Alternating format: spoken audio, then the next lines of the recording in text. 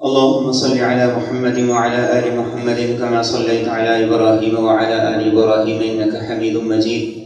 اللهم بارك على محمد وعلى آل محمد كما باركت على إبراهيم وعلى آل إبراهيم إنك حميد مجيد. قال الله تبارك وتعالى في القرآن المجيد والفرقان الحميد: أعوذ بالله من الشيطان الرجيم. بسم الله الرحمن الرحيم. وفي السماء رزقكم وما توعدون فورب السماء والأرض إنه لحق مثل ما أنكم تنطقون.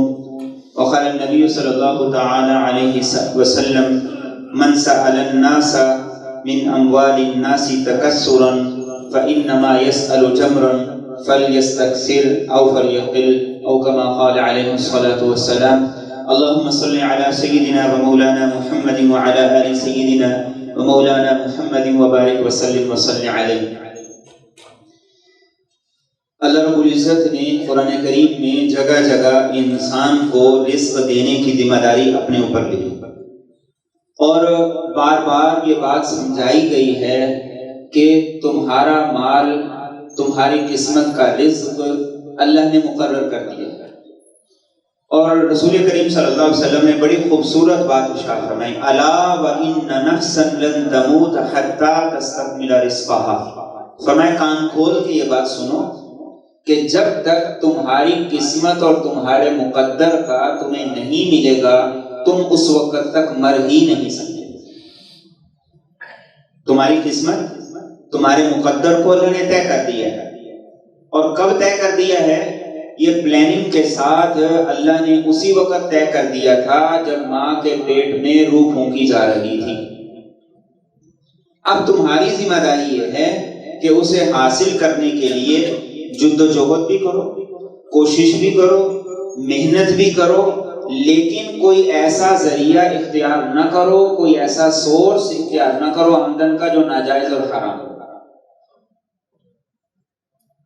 اللہ نے رزق کی ذمہ داری لے لی ہے، محنت کرو، ہڈ حرام بن کے نہ بیٹھو، لوگوں کی آس امید پہ نہ بیٹھو، اور کوئی ایسا ذریعہ بھی اختیار نہ کرو جسے شریعت نے حرام کیا. کیوں؟ اس لیے کہ اللہ رب العزت نے جو طے کر دیا ہے تم ناجائز کوئی ذریعہ آمدن اختیار کر کے اس سے زیادہ نہیں لے سکتے. ہاں یہ ضرور ہے کہ اپنے اختیار سے تم نے اپنی آمدن کا جو ذریعہ اختیار کیا ہے، جو سورس اختیار کیا ہے، اس سے تم نے اپنے حلال کو حرام کر دیا. اس سے تم نے حلال کی بجائے حرام ذریعے سے لے کر اپنے رزق کو حرام کر دیا. یہ انسان کو اختیار ہے کہ وہ ذریعہ آمدن حلال اختیار کرے یا حرام اختیار کرے. یہ اختیار انسان کو ہے اور اللہ رب العزت نے رزق کی ذمہ داری لے لی. حضرت علی المرتضیٰ رضی اللہ تعالیٰ عنہ اب ایک دفعہ نماز کے لیے تشریف لائے تو آپ مسجد میں جانے لگے تو دیکھا ایک آدمی کھڑا ہے تو آپ نے اپنی سواری اسے دے دی کہ کہا اس کا خیال کرنا تو میں نماز پڑھ کے آتا ہوں. آپ نماز پڑھ کے مسجد سے نکلے تو نکلتے ہوئے یہ سوچا کہ ایک آدمی جو اپنے شاید کسی کام سے جا رہا ہو اور میں نے اسے کہا کہ تم آگے میری سواری کا خیال رکھو تو مجھے اسے کچھ دینا چاہیے. اس نے کچھ نہ کچھ میرا کام تو کیا ہے. تو آپ نے 2 درہم مسجد سے نکلتے نکلتے نکالے، لیکن آگے جا کے کیا دیکھتے ہیں کہ سواری پر زین ہی نہیں تھی. وہ جس آدمی کی ڈیوٹی ذمہ داری لگائی تھی وہ چرا کے لے گیا. آپ نے گھوڑا پکڑا، مارکیٹ چلے گئے، بازار چلے گئے کہ اس کی زین لے لوں. وہی زین جو اس نے چوری کی تھی وہ 2 درہم کے اندر بک رہی تھی. آپ نے 2 درہم دیے، وہی زین خرید لی اور ایک بڑی خوبصورت بات ارشاد فرمایا. اور یہ جملہ مجھے اور آپ کو سمجھ لینا چاہیے، دل پہ لکھ لینا چاہیے. آپ نے ارشاد فرمایا اللہ رب العزت اسے حلال طریقے سے 2 درہم دینا چاہ رہا تھا، اس نے جلد بازی کر کے حرام طریقے سے 2 لے لیے. ملے 2 ہی. اللہ حلال سے دینا چاہ رہا تھا، اس نے حرام طریقے سے لے لیے ہیں. تو اللہ نے میرے اور آپ کے رزق کو مقرر کیا ہے اور اللہ رب العزت نے اس کی ذمہ داری بھی لی ہے، لیکن ہمیں چھوڑا ہے کہ ہم محنت کریں اور وہ ذریعہ آمدن اختیار کریں جو دین کی نظر میں درست بھی ہے، ٹھیک بھی ہے، حلال بھی ہے. کسی ناجائز ذریعہ آمدن کو اختیار نہ کرے، اور وہ ناجائز ذرائع آمدن جن سے دین نے سختی سے منع کیا ہے، دین نے اس کی بڑی سختی سے مذمت کی ہے، ان میں سے ایک ذریعہ آمدن وہ گدا کرے گا، لوگوں سے مانگنا ہے، لوگوں سے سوال کرنا ہے۔ اسلام نے اسے حرام قرار دیا، کسی صورت کے اندر بھی اسلام نے اس کی حوصلہ افزائی نہیں کی۔ نبی کریم صلی اللہ علیہ وسلم کے پاس عوف بن مالک رضی اللہ تعالیٰ عنہ فرماتے ہیں ہم بیٹھے ہوئے تھے اور ہمارے ساتھ 7، 8 یا 9 آدمی تھے۔ اللہ کے رسول صلی اللہ علیہ وسلم نے ہم سے یہ کہا کہ کیا تم اللہ کے رسول صلی اللہ علیہ وسلم سے بیعت نہیں کرتے؟ آپ نے ایک بات ارشاد فرمائی، ایک دفعہ ارشاد فرمایا تو ہم نے یہ سوچا کہ ہم تو بیعت کر چکے ہیں۔ آپ نے دوبارہ کہا الا تبایعون رسول اللہ صلی اللہ علیہ وسلم، پھر تیسری مرتبہ ارشاد فرمایا تو ہم نے عرض کی یا رسول اللہ صلی اللہ علیہ وسلم ہم تو بیعت کر چکے ہیں۔ تو آپ صلی اللہ علیہ وسلم نے فرمایا دوبارہ بیعت، اور دوبارہ بیعت کرتے ہوئے آپ نے ان سے اس بات کا حلف لیا، اس بات کا وعدہ لیا، فرمایا کہ اللہ کی عبادت کرو گے، اس کے ساتھ کسی کو شریک نہیں کرو گے، وَتُصَلُّوا الصَّلَوَاتِ الْخَمْسِ 5 نمازیں ادا کرو گے، وَتَسْمَعُوا وَتُطِيعُوا اور میری بات سنو گے بھی اور اسے مانو گے بھی، اور آخری بات، آخری شق جس پر آپ نے حلف لیا تھا وہ یہ تھی کہ کسی سے کبھی بھی سوال نہیں کرو گے، کسی کے سامنے کبھی بھی ہاتھ نہیں پھیلاؤ گے۔ عوف بن مالک کہتے ہیں ہم نے نبی کریم صلی اللہ علیہ وسلم سے جب یہ بیعت کر لی اس کے بعد ہمارا حال یہ ہو گیا تھا کہ ہم میں سے کوئی آدمی سواری پر ہوتا اور اس کا کوڑا زمین پہ گر جاتا تو ساتھ والے کو نہیں کہتا تھا جو زمین پہ ہے کہ مجھے پکڑا دو، سواری کو روکتا، نیچے اترتا، اپنا کوڑا پکڑتا، پھر سواری پہ بیٹھتا اور چلا جایا کرتا تھا کہ ہم نے اللہ کے رسول صلی اللہ علیہ وسلم سے یہ وعدہ کر لیا تھا، یہ حلف لے لیا تھا، حلف دے دیا تھا کہ ہم کسی سے سوال نہیں کروائیں۔ صحابہ کرام رضی اللہ تعالیٰ عنہ اجمعین سے آپ باقاعدہ اس بات کا حلف لیا کرتے تھے کہ وہ مسلمان ہی نہیں ہے جو لوگوں کے سامنے دست سوال دراز کرتا، مسلمان ہی نہیں۔ اور آج افسوس کی بات یہ ہے کہ پوری دنیا میں اور خاص طور پر دوسرے ممالک میں اور سعودیہ میں جتنے بھیک مانگنے والے ہیں، جتنے گداگر ہیں، جتنے ہاتھ پھیلانے والے ہیں، ان میں 90% پاکستان سے تعلق رکھنے والے، 90% پاکستان سے تعلق رکھنے والے۔ ابھی اکتوبر کی بات ہے کہ 9 افراد وہ مل کے عمرے کے ویزے پہ پاکستان سے جا رہے تھے کہ ہم سارے کے سارے مل کے وہ یہاں سے عمرے کے ویزے پہ جا رہے ہیں لیکن وہاں جا کے ہم نے کیا کرنی ہے، گداگری کرنی ہے، لوگوں سے مانگو۔ آپ میں سے بھی بہت سے لوگوں کو اتفاق ہوا ہوگا کہ عین طواف کے دوران کوئی آپ کے کندھے کو ہاتھ لگاتا ہے اور کہتا ہے کہ میرا پاسپورٹ بھی گم ہو گیا اور میرے پیسے بھی گم ہو گئے ہیں، میرا سب کچھ ختم ہو گیا ہے، تو آپ میرے ساتھ کوئی تعاون کرتا۔ آپ باہر جاتے ہیں، کوئی باہر آپ کے پاس آ جاتا ہے، اللہ کے گھر کے اندر بیت اللہ کے اندر کھڑے ہو کے اس رب سے مانگنے کی بجائے جو انسانوں سے مانگے، انسانوں سے سوال کرے، یہ کتنا عظیم اور کتنا بڑا جرم ہے، اللہ کو اس پہ کتنا غصہ آتا ہوگا۔ حضرت علی المرتضیٰ کرم اللہ وجہہ نے عرفات کے میدان میں ایک آدمی کو دیکھا لوگوں سے سوال کرتا، عرفات کے میدان میں آپ کو غصہ آیا، آپ نے درہ لے کے، کوڑا لے کے اس کی اچھی ٹھکائی کی اور اس کے بعد ارشاد فرمایا کہ عرفات کے میدان میں تم لوگوں سے سوال کر رہے ہو، لوگوں کے سامنے ہاتھ پھیلا رہے ہو، یہاں گداگری کر رہے ہو کہ جس میدان میں آ کر، جس جگہ پہ آ کر لوگوں کی ساری حاجتیں پوری ہوتی ہیں، اللہ رب العزت ہر ایک کو اس کا مانگا ہوا عطا کرتے ہیں، تم یہاں کے لوگوں سے سوال کر رہے ہو۔ اس لیے نبی کریم صلی اللہ علیہ وسلم نے صحابہ کرام کی تربیت ہی اس بات پہ کی۔ خلیفہ اول جناب ابوبکر صدیق رضی اللہ تعالیٰ عنہ، آپ کا عمل یہ تھا، آپ کی عادت مبارکہ یہ تھی کہ سواری پر چلتے ہوئے اگر سواری کی لگام ہاتھ سے چھوٹ جاتی تھی تو آپ کسی اور کو نہیں کہتے تھے، آپ سواری روک کے نیچے اتر کے اس کی لگام اٹھاتے اور پھر آگے چلا جاتے۔ یہ مزاج بنایا گیا، یہ مزاج پیدا کیا گیا۔ گداگری اپنی جگہ پہ بری چیز ہے لوگوں کے سامنے ہاتھ پھیلانا، سوال کرنا اپنی جگہ پہ بری چیز ہے، لیکن مزاج کیا بنایا گیا ہے؟ مزاج یہ بنایا گیا ہے کہ سوال کرنے کے علاوہ عام روٹین کے اندر بھی اپنے کام خود کرنے کے عادی بنو۔ آج ہمارے بچے جوان ہو جاتے ہیں، یونیورسٹی لیول تک پہنچ جاتے ہیں، لیکن ان کا ایک ایک کام ماؤں کو کرنا پڑتا ہے، مائیں کرتی ہیں۔ تو یہ مزاج کیا یہ دین کا مزاج ہے؟ یہ ماں باپ کی بھی کوتاہی ہے، یہ ماں باپ کی بھی کوتاہی ہے کہ انہوں نے اولاد کو اتنی تربیت بھی نہیں دی ہے کہ وہ اٹھ کے پانی کا ایک گلاس دے دے۔ ہاں، باہر کسی ریسٹورنٹ پہ چلے جائیں جہاں سیلف سروس ہے، وہاں لائنوں میں بھی لگ جائیں گے، وہاں اپنی ٹرے بھی خود اٹھا لیں گے، وہاں اس کو ڈسٹ بن میں بھی پھینک دیں گے، وہاں کیچپ بھی خود جا کے لے آئیں گے، ٹیشو بھی بار بار مانگ لیں گے، لیکن گھر کے اندر اپاہج بن کے رہیں گے۔ کیا یہ مزاج دین کا مزاج ہے؟ کیا ہم اپنی اولاد کی تربیت کی جو ذمہ داری ہے وہ پوری کر رہے ہیں؟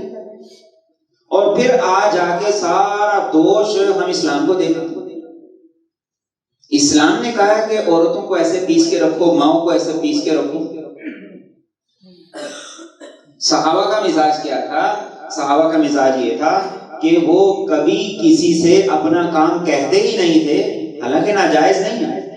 آپ سواری پہ بیٹھے ہوئے آپ کسی کو کہہ دیتے ہیں کہ یہ میری لگام مجھے پکڑا دو، یہ کوڑا مجھے پکڑا دو، اس کو پکڑانے میں کوئی دقت نہیں ہے، لیکن مزاج ایسا بنایا گیا ہے کہ اپنے کام ہر حالت میں خود کرو۔ اپنا مزاج ایسا بناؤ کہ تم دوسرے کے بغیر چل سکو۔ اپنا مزاج اور اپنی عادت ایسی بناؤ۔ حضرت صوبان کہتے ہیں کہ ایک موقع پر نبی کریم صلی اللہ علیہ وسلم نے ارشاد فرمایا، جو آدمی مجھے اس بات کی ضمانت دے کہ میں کبھی کسی سے کوئی سوال نہیں کروں گا، میں محمد صلی اللہ علیہ وسلم اسے جنت کی ضمانت دیتا ہوں۔ صوبان کہتے ہیں میں نے کہا یا رسول اللہ صلی اللہ علیہ وسلم میں ضمانت دیتا ہوں، تو فرمایا کہ میں پھر تمہارے لیے جنت کا ضامن ہوں۔ کہتے ہیں اس کے بعد میں نے اپنا جو بھی کام ہے وہ خود ہی کیا ہے، کبھی کسی کو کہہ کے نہیں کروایا۔ تو آج گداگری، لوگوں کے سامنے ہاتھ پھیلانا، لوگوں سے سوال کرنا، اس بات کی بھی حوصلہ شکنی کرنے کی ضرورت ہے، لیکن دوسری طرف ہمیں اپنا مزاج بھی ایسا پیدا کرنے کی ضرورت ہے۔ حکیم بن حزام رضی اللہ تعالیٰ عنہ نبی کریم صلی اللہ علیہ وسلم کے پاس آتے ہیں اور اپنا واقعہ خود بیان کرتے ہیں۔ کہتے ہیں میں آیا، میں نے کہا یا رسول اللہ صلی اللہ علیہ وسلم کچھ عطا کر دیجیے۔ آپ کبھی کسی کو نہ نہیں فرمایا کرتے، جو بھی آتا تھا اسے دے دیا کرتے تھے۔ فرماتے ہیں آپ نے مجھے دے دیا، میں گیا خرچ کیا، کچھ دن کے بعد پھر آ گیا، یا رسول اللہ صلی اللہ علیہ وسلم کچھ عطا کر دیجیے۔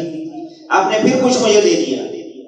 تیسری دفعہ جب میں آیا تو آپ نے مجھے کچھ دیا اور اس کے بعد ارشاد فرمایا کہ حکیم ان ھذا المال حلوۃ قذرۃ، کہ یہ مال، یہ جو پیسہ ہوتا ہے نا، یہ بڑا میٹھا اور بڑا سرسبز اور بڑا خوشنما معلوم ہوتا ہے، لیکن یاد رکھو کہ دل کے حرص اور لالچ کے ساتھ اگر لوگے تو اس میں اللہ برکت نہیں دیں گے، اور دل کے غنا کے ساتھ اگر لوگے تو اللہ اس میں برکت عطا کریں گے۔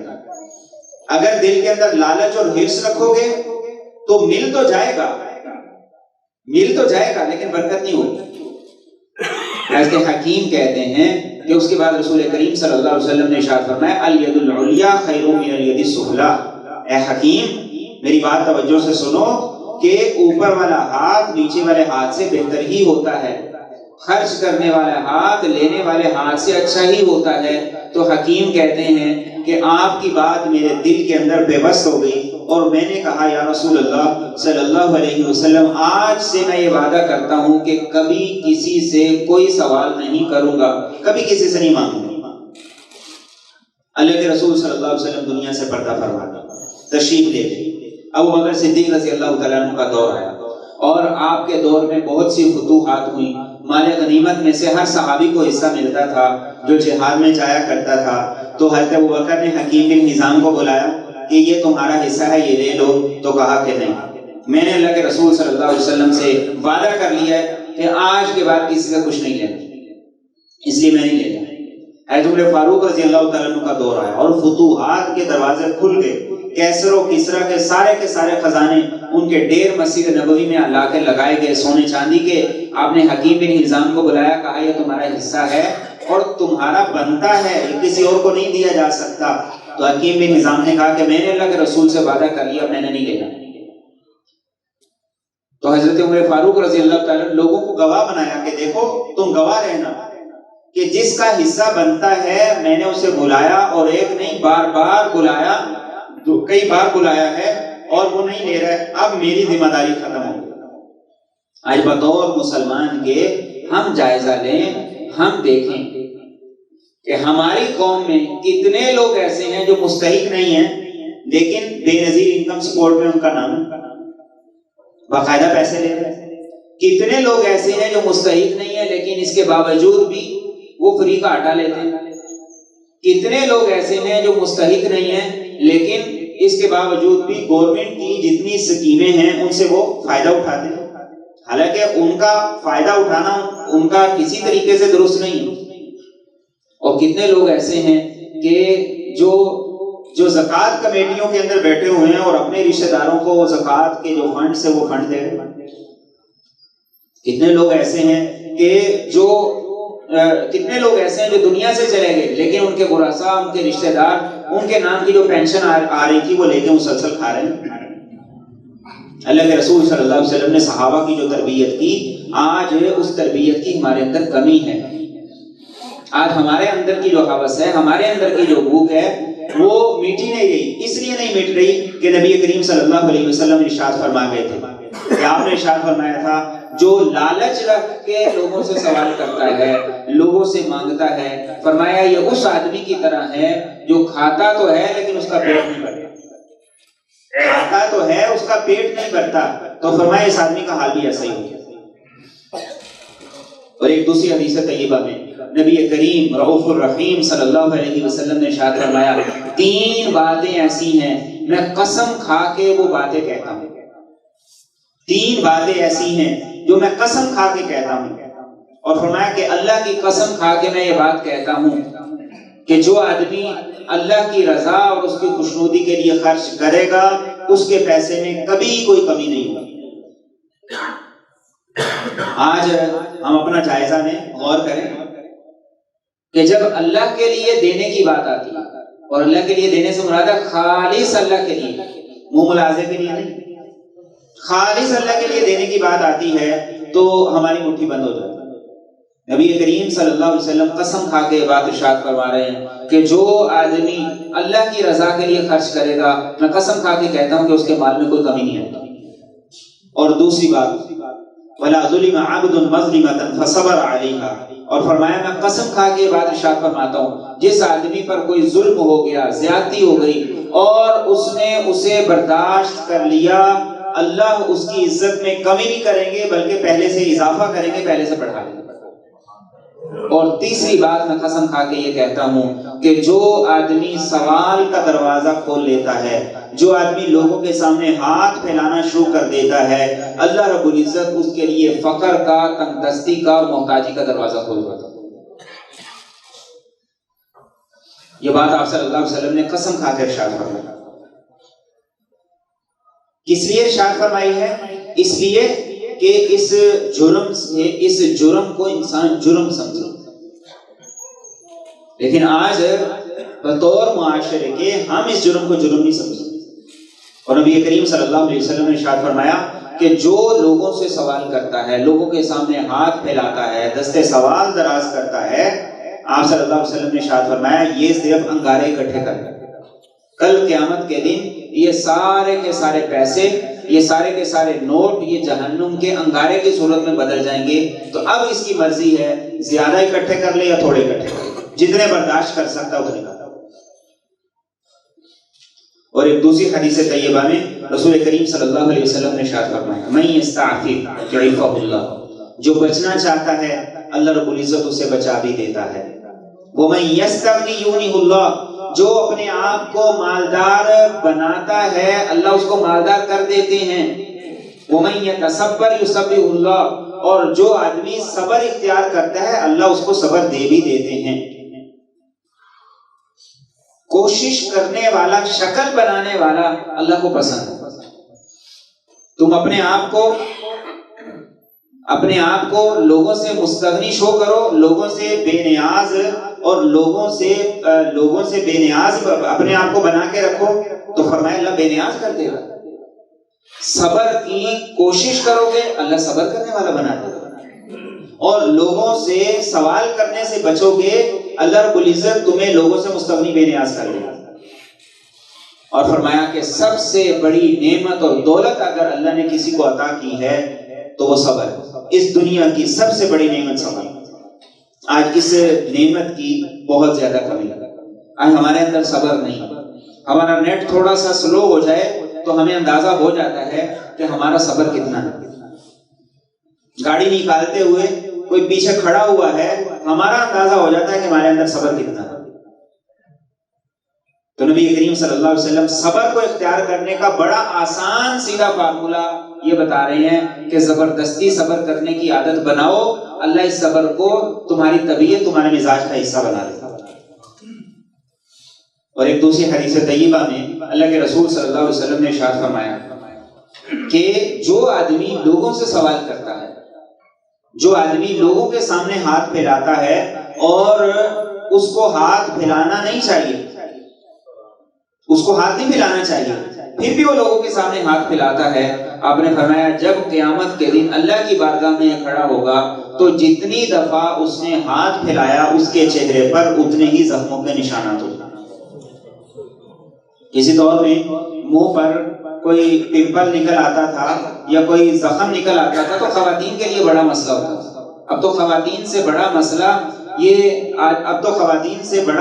یہ نوجوانوں کو ہوتا ہے کہ منہ پہ ادھر دانے نکل آئے ہیں اور ادھر یہ ہو گیا، تو رسول کریم صلی اللہ علیہ وسلم فرماتے ہیں کہ ایسا آدمی جب قیامت کے دن اللہ کی بارگاہ میں اٹھایا جائے گا تو اس حال میں اٹھایا جائے گا جتنی دفعہ اس نے لوگوں سے سوال کیا، جتنی دفعہ اس نے لوگوں کے سامنے ہاتھ پھیلایا اتنے ہی اس کے چہرے پر زخموں کے نشانات ہوں گے۔ اور آپ نے شاید فرمایا کچھ لوگ تو اس حال میں اللہ کی بارگاہ میں پیش ہوں گے ان کے چہرے پر گوشت ہوگا ہی نہیں سوائے ہڈیوں۔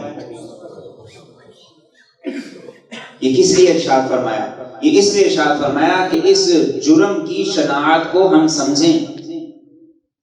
ہمارے ملک کے جو قوانین ہیں ان قوانین میں باقاعدہ طور پر سوال کرنا، گداگری کرنا، لوگوں سے مانگنا جرم ہے۔ اور جنرل ضیاء الحق کے دور میں باقاعدہ طور پر ایسے شیلٹر بنائے گئے تھے کہ جہاں ایسے لوگوں کو جو گداگری کرتے ہیں ان کو رکھا جاتا تھا، ان کو کھانا دیا جاتا تھا تاکہ یہ لوگوں سے سوال نہ کرے، لوگوں سے مانگے نہیں۔ لیکن جیسے دوسرے قوانین کا حال ہے اس کا بھی یہی حال ہے، جہاں دوسرے قوانین کی پاسداری نہیں ہوتی تو اس قانون کی بھی پاسداری نہیں ہوتی۔ تو نتیجہ کیا ہے؟ نتیجہ یہ ہے کہ اس ملک میں گداگری روزانہ کی بنیادوں پہ بڑھ رہی ہے۔ آپ مسجد سے نکلیں آپ کو مانگنے والے ملیں، آپ مارکیٹ میں جائیں آپ کو مانگنے والے ملیں، آپ کو سیزنل مانگنے والے بھی ملیں گے، رمضان میں مانگنے والے ملیں گے، عید پہ مانگنے والے ملیں گے، پھر آپ شاپنگ مال میں چلے جائیں آپ کو وہاں مانگنے والے ملیں گے، آپ جنازے پہ چلے جائیں آپ کو وہاں مانگنے والے ملیں گے۔ کوئی جگہ ایسی نہیں ہے جہاں مانگنے والے موجود نہیں۔